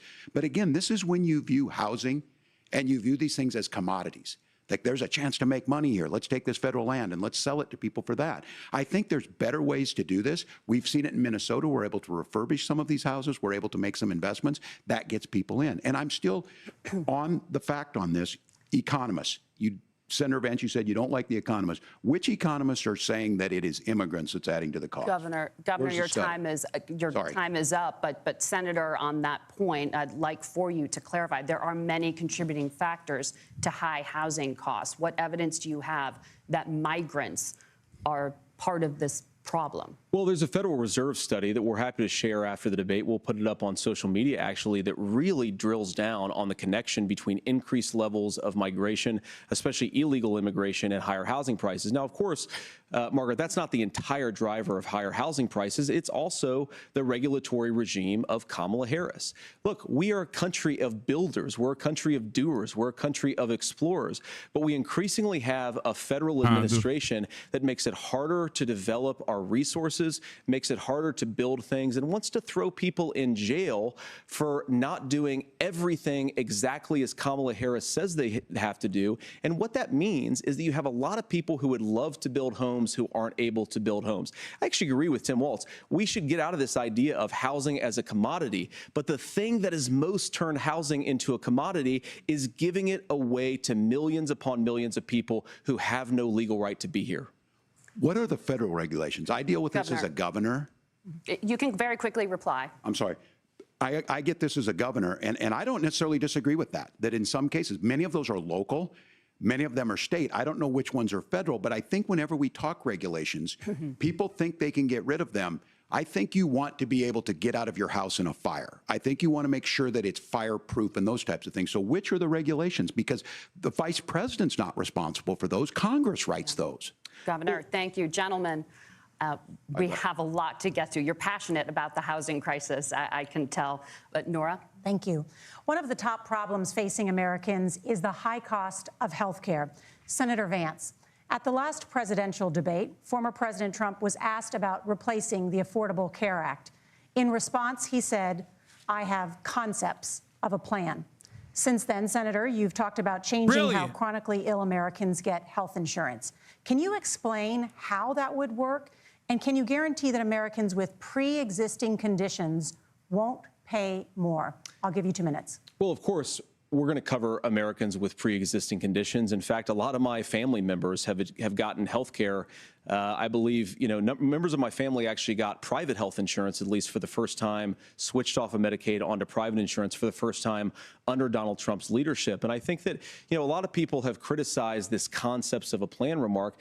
Look, it's very simple common sense. I think as Tim Walz knows from 12 years in Congress, you're not going to propose a 900-page bill standing on a debate stage. It would bore everybody to tears, and it wouldn't actually mean anything because part of this is the give and take of bipartisan negotiation. Now, when Donald Trump was actually president, and again, he has a record to be proud of, prescription drugs fell in 2018 for the first time in a very long time. Under Kamala Harris's leadership, prescription drugs are up about 7%. Under Donald Trump's entire 4 years, they were up about 1.5%.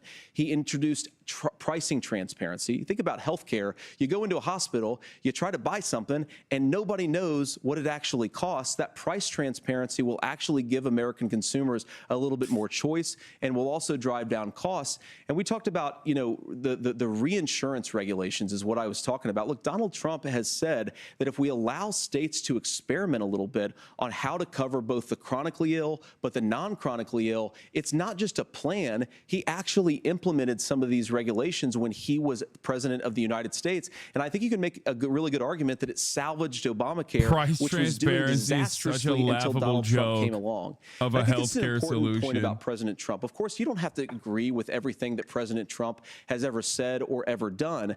But when Obamacare was crushing under the weight of its own regulatory burden and healthcare costs, Donald Trump could have destroyed the program. Instead, he worked in a bipartisan way to ensure that Americans had access to affordable care. It's not perfect, of course, and there's so much more that we can do, but I think that Donald Trump has earned the right to put in place some better health care policies. He's earned it because he did it successfully the first time. Governor? All right, here's where being an old guy gives you some history. I was there at the creation of the ACA, and the reason it was so important is I come from a major healthcare state, home of the Mayo Clinic, home to Medical Alley. 3M, Medtronic, all of those. We understand healthcare. It's why we're ranked first on affordability and accessibility and quality of healthcare. And so what I know is under Kamala Harris, more people are covered than they have before. And those of you listening, this is critical to you. Now, Donald Trump all of a sudden wants to go back and remember this. He ran on the first thing he was going to do on day one was to repeal Obamacare. On day one, he tried to sign an executive order to repeal the ACA. He signed on to a lawsuit to repeal the ACA, but lost at the Supreme Court. And he would have repealed the ACA had it not been for the courage of John McCain to save that bill. Now, fast forward, what that means to you is you lose your pre-existing conditions. If you're sitting at home and you got asthma, too bad. If you're a woman, probably not. Broke your foot during football, might kick you out. Your kids get kicked out when they're 26. Kamala Harris negotiated drug prices for the first time with Medicare. We have 10 drugs that will come online, the most common ones that'll be there. But look, this issue, and when Donald Trump said, I've got a concept of a plan, it cracked me up as a fourth grade teacher because my kids would have never given me that. But what Senator Vance just explained might be worse than a concept, because what he explained is pre-Obamacare. And I'll make this as simple as possible because I have done this for a long time. What they're saying is, if you're healthy, why should you be paying more? So what they're going to do is let insurance companies pick who they insure, because guess what happens? You pay your premium, it's not much. They figure they're not going to have to pay out to you. But those of you a little older, gray, got cancer, you're going to get kicked out of it. That's why the system didn't work. Kamala Harris will protect and enhance the ACA. Governor, thank you. Senator, you have not yet explained how you would protect people with pre-existing conditions or laid out that plan. Well, look, we currently have laws and regulations in place right now that protect people with pre-existing conditions. We want to keep those regulations in place, but we also want to make the health insurance marketplace function a little bit better. Now, what Governor Walz just said is actually not true. A lot of what happened and the reason that Obamacare was crushing under its own weight is that a lot of young and healthy people were leaving the exchanges. Donald Trump actually helped address that problem, and he did so in a way that preserved people's access to coverage who had pre-existing conditions. But again, something that these guys do is they make a lot of claims about if Donald Trump becomes president, all of these terrible consequences are going to ensue. But in reality, Donald Trump was president. Inflation was low. Take-home pay was higher. And he saved the very program from a Democratic administration that was collapsing and would have collapsed absent his leadership. He did his job, which is govern in a bipartisan way and get results, not just complain about problems, but actually solve them. Governor, did enrollment under the Affordable Care Act go up under the Trump administration? It's higher now that we've seen it go up. Look, people are using it. The system works. And the question about this of young people or whatever, that's the individual mandate piece of this. And Republicans fought tooth and nail saying, well, Americans should be free to do this. Well, then what happens is... So you think the individual mandate's a good idea? You shrink. I think the idea of making sure the risk pool is broad enough to cover everyone, that's the only way insurance works. When it doesn't, it collapses. You are asking pre-ACA where we get people out. Look, people know that they need to be on health care. People expect it to be there. And when we are able to make it, and we are making it this way, when we incentivize people to be in the market, when we help people who might not be able to afford it get there, and we make sure then when you get sick and old, it's there for you. Because I heard people say, well, I don't want to buy into Medicare or whatever. Good luck buying health care once you get past 70. So look, the ACA works. We can continue to do better. Kamala Harris did that. The way she made everything better was negotiating those 10 drugs on Medicare for the first time in American history. Thank you. Margaret. Can I address that? I apologize. We're out of time. Ahead, we have a number of subjects to discuss. Margaret. Let's talk about families in America.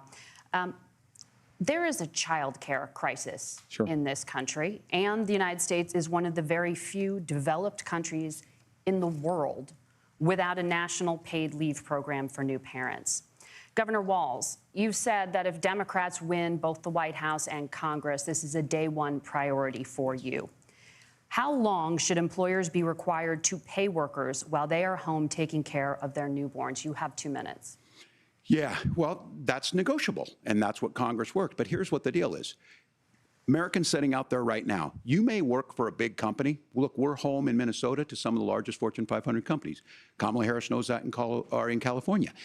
Those companies provide paid family medical leave. One is, I think they're moral and they think it's a good thing, but it also keeps their employees healthy. We in Minnesota passed a paid family medical leave. You have a child, and I had to go back to work 5 days after my kids were born. This allows you to stay home a certain amount of time. What we know is that gets the child off to a better start, the family works better, we stay in their employers, we get more consistency in that. So Kamala Harris has made it a priority. We implemented it in Minnesota and we see growth. That's how you become a pro-business state. But the negotiations on it, and here's the issue, those big companies are able to offer it. Those of you out there who don't have it, just imagine what happens if you get cancer or your child gets sick. We know what happens. You end up staying home. In some places, that means no paycheck because you've got no protection on that. This is the case of an economy that Donald Trump has set for the wealthiest amongst us. He's willing to give those tax breaks to the wealthiest. He's willing to say, bust those unions up, do whatever. What we're saying is the economy works best when it works for all of us. And so a paid family medical leave program, and I will tell you, go to the families or go to the businesses and ask them. As far as childcare on this, you have to take it at both the supply and the demand side. You can't expect the most important people in our lives to take either our children or our parents to get paid the least amount of money. And we have to make it easier for folks to be able to get into that business and then to make sure that folks are able to pay for that. We were able to do it in Minnesota, and I'm still telling you this. We were listed as the best state. We're still in crisis on this. A federal program of paid family and medical leave and help with this will enhance our workforce, enhance our families, and make it easier to have the children that you want.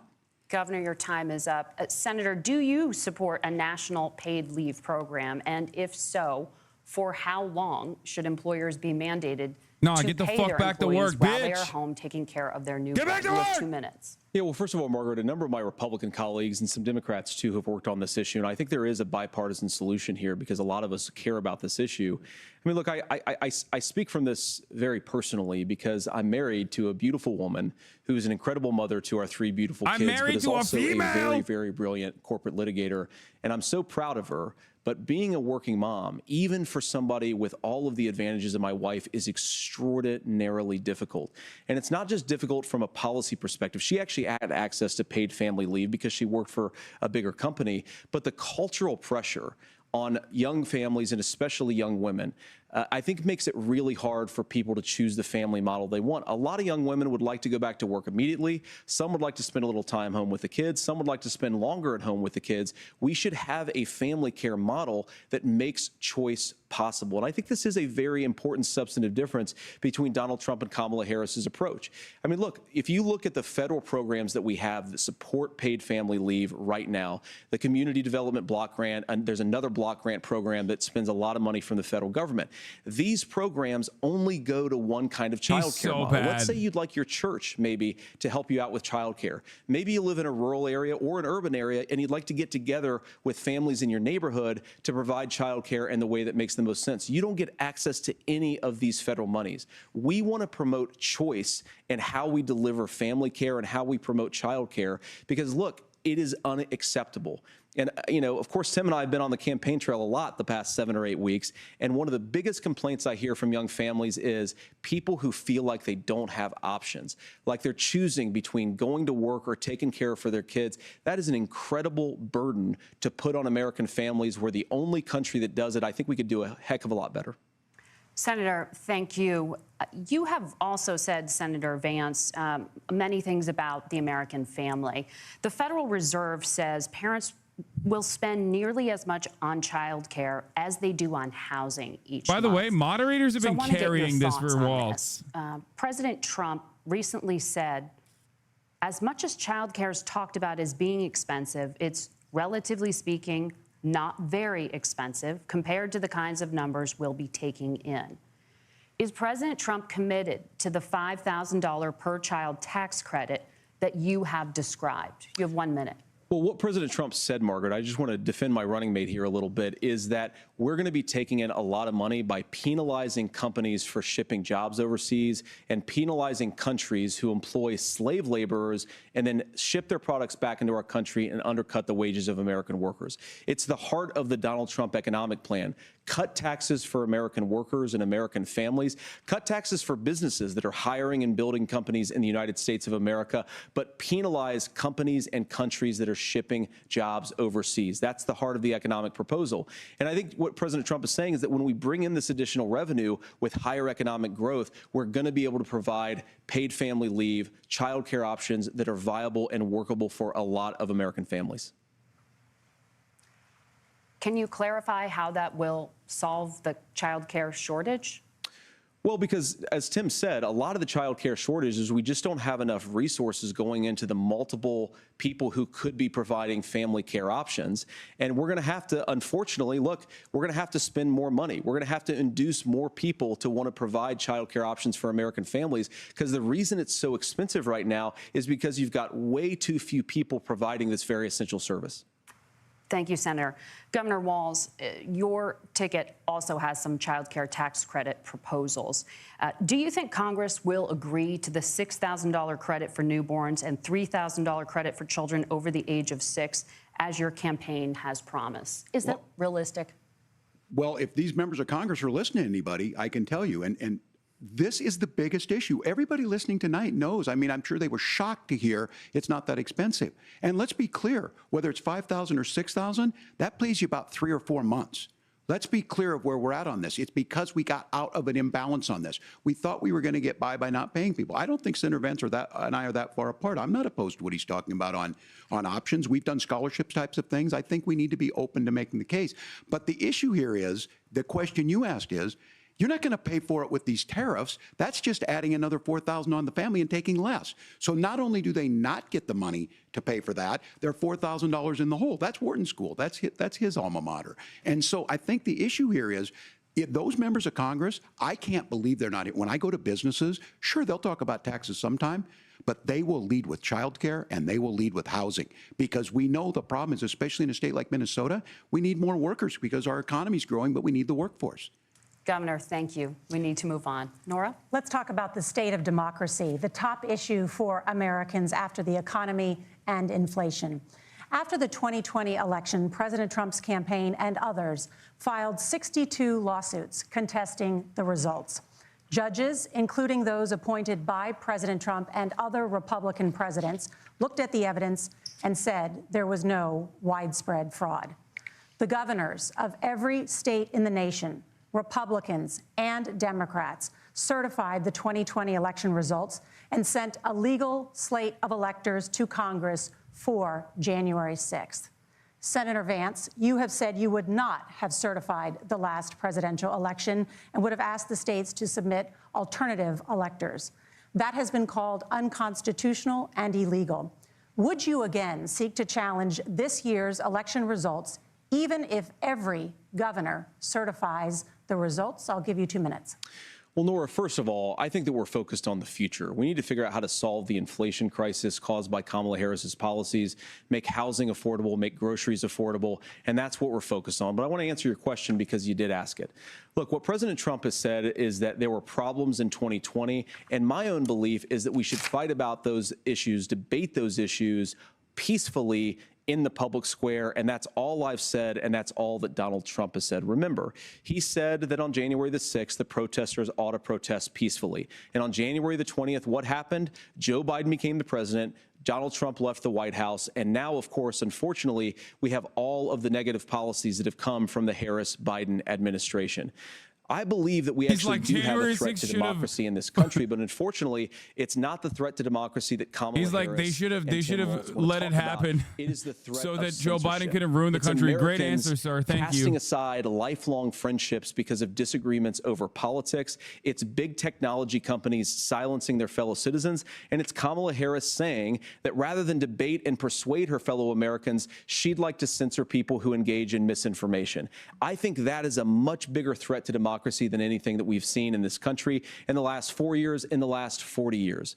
Now, I'm really proud, especially given that I was raised by two lifelong blue-collar Democrats, to have the endorsement of Bobby Kennedy Jr. and Tulsi Gabbard, lifelong leaders in the Democratic coalition. And of course, they don't agree with me and Donald Trump. Lifelong leader in the Democratic coalition. We don't have to agree on every issue, but we're united behind a basic American First Amendment principle that we ought to debate our differences. Almost 1 million people watching the fucking debate coverage. Persuade our fellow Americans. Kamala Harris is engaged in censorship at an industrial scale. Jr. and Tulsi She did it Gabbard, during lifelong COVID. She's done Democratic it over leaders. a number of other issues, and that to me is a much bigger threat to democracy than what Donald Trump said when he said that protesters should peacefully protest on January the 6th. Governor?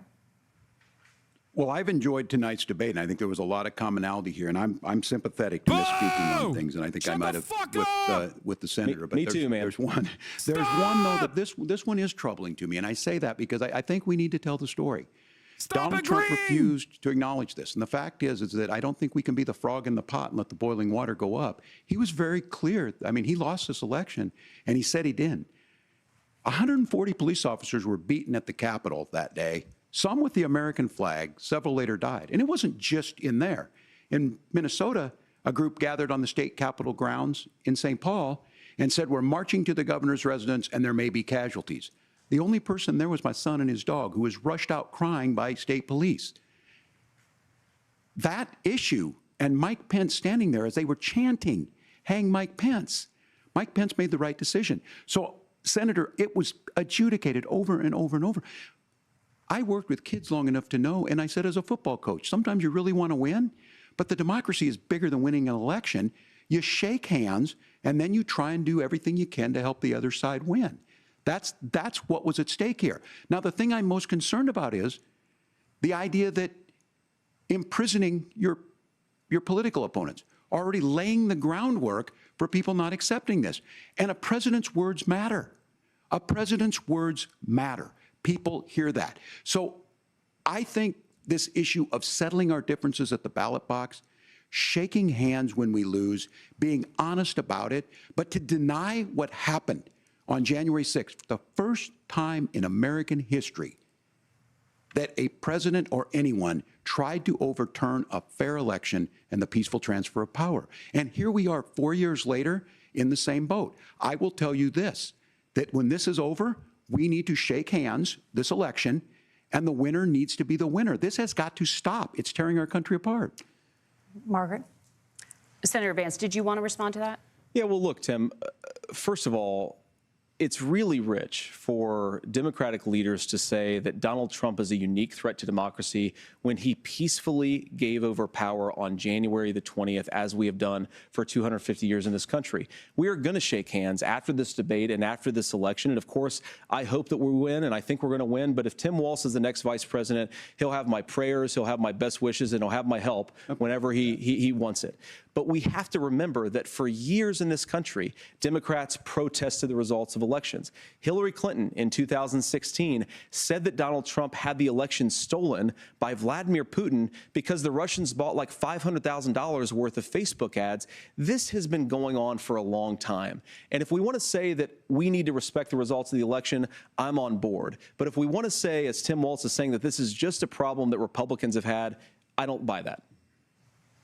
Governor. January 6th was not Facebook ads. And I think a revisionist history on this. Look, I don't understand how we got to this point.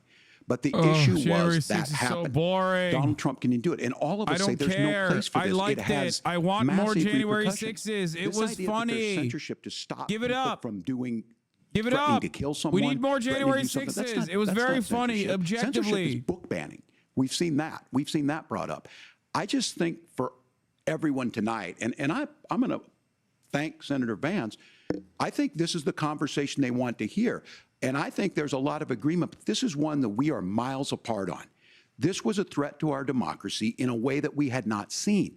And it manifested itself because of Donald Trump's inability to say, is your second 821? No. He didn't lose the election. I would just ask that. No, it's not. Did he lose the 2020 election?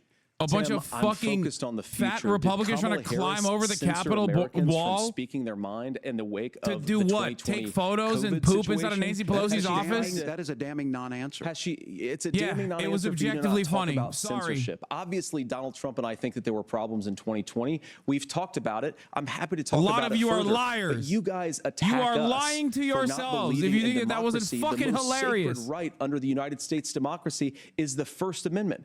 You yourself have said there's no First Amendment right to misinformation. Kamala Harris wants to use the power of government and big tech to silence people from speaking their minds. That is a threat to democracy that will long outlive this present political moment. I would like Democrats and Republicans to both reject censorship. Let's persuade one another. Let's argue about ideas, and then let's come together afterwards. You can't yell fire in a crowded theater. That's the test. That's the Supreme Court test. Tim, fire in a crowded theater. You guys wanted to kick people off of Facebook for saying that toddlers shouldn't wear masks. Senator, the governor does have the floor. Fire in a crowded theater. That is criticizing the Why are you policies of the apologizing? government, which is the right of every American. You have Senator, the the floor. governor does have the floor for 1 minute to respond to you. You have the floor, Tim, you fucking pussy! I don't run Facebook. You what were I a do goddamn know is veteran I see for a 24 candidate out fucking there years. who refused, and now again, Have and this, some I'm pretty fucking shocked by backbone. this. He lost the election. This is not a debate. It's not. It's not anything anywhere other than in Donald Trump's world. Minnesotans are literally spiritually Canadian. Made that decision to certify that election. That's why Mike Pence isn't on this stage. What I'm concerned about is where is the firewall with Donald Trump? Where is the firewall if he knows he could do anything, including taking an election, and his vice president's not going to stand to it? That's what we're asking you, America. Will you stand up? Will you keep your oath of office, even if the president doesn't? And I think Kamala Harris would agree. She wouldn't have picked me if she didn't think I would do that, because of course that's what we would do. So America, I think you've got a really clear choice on this election of who's going to honor that democracy and who's going to honor Donald Trump. Governor, your time is up. Thank you, gentlemen. We will be right back with both of our candidates. The CBS News Vice Presidential In the midst of yelling, he literally just addressed the elephants in the room. Pence is not there. I mean, look, dude, look. This debate is mid, okay? I know when, when the dust settles, everyone will make up their minds, but it's just such an ass debate. luckily for the Democrats who really care about Kamala Harris winning, let's be real, it's not all that consequential. Tim Walz has his high notes whenever he's talking about issues that he actually cares about. But god damn, dude, this is the same exact fucking thing that I felt when I watched Bernie Sanders on that goddamn stage. I was like, dude, fucking attack, dude. Attack! You're debating against a literal Hitlerian candidate who's just sitting there like a fucking insurance salesman on television telling you that the Viagra is supposed to make your dick explode and it's normal and you can't sue the pharmaceutical company. Just address any of his indignity. Address anything that he is doing. Kamala Harris straight up whipped up Donald Trump, sauced him, put him in a fucking pan and fried his ass. Okay? Tim Walz is like, oh my God. Oh, well, I agree with this guy. Don't you know? Oh, I agree with him. I agree. Fucking cook his ass. He sucks. He sucks dick. He's fucking weird. You coined the weird term. Say he's fucking weird because he's weird. God damn, dude. I want to move to Minnesota. He's talked more about how sick Minnesota is. I'm over here looking at fucking house prices in Minnesota. I'm like, do I move there? Seems pretty good to me. Seems like a great place to live. Great governor. The fuck? Oh my God, dude. Oh my God. On the aesthetic front, it is like mind-boggling. It is mind-boggling. It's crazy. Okay. I guess the hope is that like Americans will see that Tim Walz is like a fucking normal guy, even though I think he destroyed that normal guy sentiment with the most important part of the debate, which is the first fucking answer to Israel. Like he came across Israel on border, both of those issues when everyone was locked in. He came across like a fucking, empty suit. And now he comes across like a real human being. But the unfortunate problem is when he comes across like a human being, he's still too fucking docile. Oh. God damn. I do think that this man has been defanged in general. It's just so bad. It literally feels like they are just like, yeah, we hate our presidential candidates. Like, why don't we just run together?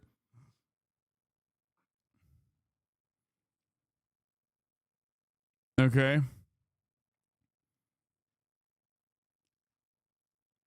Look at what Trump just retweeted.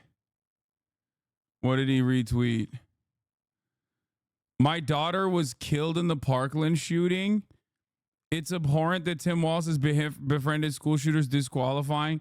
Come on, dog. Are you insane? What the? Wait, is this the one guy who like whose daughter died in Parkland, but then was like literally the one guy whose daughter died in Parkland, but thought that it was like fake?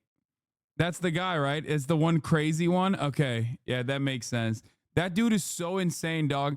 He literally thinks the Parkland school shooting was like fake or some shit. It was insane. Anyway, fuck that guy. But also, yeah, I don't know, man. It's just wild. I think it's a perfect demonstration. Like Tim Walz was good pre-Kamala Harris campaign, okay? Tim Walz, bad post-Kamala Harris campaign. Make up your mind about this. To me, it spells, the Kamala Harris campaign is kind of cooking this dude. Like his commentary on issues, the way he communicated issues that he cared about, the way he spoke to them was significantly better. Oh, wait, it's back. But look, the support of the democracy matters. It matters that you're here. And I'm as surprised as anybody of this coalition that Kamala Harris has built, from Bernie Sanders to Dick Cheney to Taylor Swift, and a whole bunch of folks in between there. And they don't all agree on everything. Brian killed me. They are truly optimistic people. They believe in a positive future of this country and one where our politics can be better than it is. And I have to tell you, that better than it is is the sense of optimism that there can be an opportunity economy that works for everyone, not just to get by, but to get ahead. And the idea that freedom really means something. Not the freedom of government to be in your bedroom or exam room, but the freedom for you to make choices about yourself. Now, look, we all know who Donald Trump is. He's told us, and as Maya Angelou said, believe him when he told you that. His first inaugural address talked about American carnage, and then he spent 4 years trying to maybe do that. Senator Vance tonight made it clear he will stand with Donald Trump's agenda. He will continue to push down that road. Excuse me. Kamala Harris gives us a different option. Now, I'll have to tell you, I'm going to be careful about the quotes, but there's one that Senator Vance said that does resonate with me. He said, Donald Trump makes the people I care about afraid. A lot of America feels that way. We don't need to be afraid. Franklin Roosevelt was right. All we have to fear is fear itself. Kamala Harris is bringing us a new way forward. She's bringing us a politics of joy. She's bringing real solutions for the middle class, and she's centering you at the heart of that. All the while asking everyone, join this movement, make your voices heard. Let's look for a new day where everybody gets that opportunity and everybody gets a chance to thrive. I humbly ask for your vote on November 5th for Kamala Harris. Governor Walz, thank you. Senator Vance, your closing statement. Well, I want to thank Governor Walz, you folks at CBS, and of course the American people for tuning in this evening. And one of the issues we didn't talk about was energy. And I remember when I was being raised by my grandmother, when she didn't have enough money to turn on the heat some nights because Ohio gets pretty cold at night and because money was often very tight. And I believe, as a person who wants to be your next vice president, that we are a rich and prosperous enough country where every American, whether they're rich or poor, ought to be able to turn on their heat in the middle of a cold winter night. That's gotten more difficult thanks to Kamala Harris's energy policies. I believe that whether you're rich or poor, you ought to be able to afford a nice meal for your family. That's gotten harder because of Kamala Harris's policies. I believe that whether you're rich or poor, you ought to be able to afford to buy a house. You ought to be able to live in safe neighborhoods. You ought to not have your communities flooded with fentanyl. And that, too, has gotten harder with because of Kamala Harris's policies. Now, I've been in politics long enough to do what Kamala Harris does when she stands before the American people and says that on day one, she's going to work on all these challenges I just listed. She's been the vice president for 3.5 years. Day one was 1,400 days ago, and her policies have made these problems worse. Now, I believe that we have the most beautiful country in the world. I meet people on the campaign trail who can't afford food, but have the grace and generosity to ask me how I'm doing and to tell me they're praying for my family. What that has taught me is that we have the greatest country, the most beautiful country, the most incredible people anywhere in the world. Give her money, but they're bro. not She's going to be dying. able to achieve their full dreams with the broken leadership that we have in Washington. They're not going to be able to live their American dream if we do the same thing that we've been doing for the last 3.5 years. We need change. We need a new direction. We need a president who has already done this once before and did it well. Please vote for Donald Trump. And whether you vote for me or vote for Tim Walz, I just want to say I'm so proud to be doing this, and I'm rooting for you. God bless you, and good night. Senator Vance, thank you. My God. And thank you both for participating in the God. only vice This presidential debate won't move the needle, but it's not a good thing. Okay? Because the needle has to move. The needle has to move for the Democrats. It's not moving in a good direction.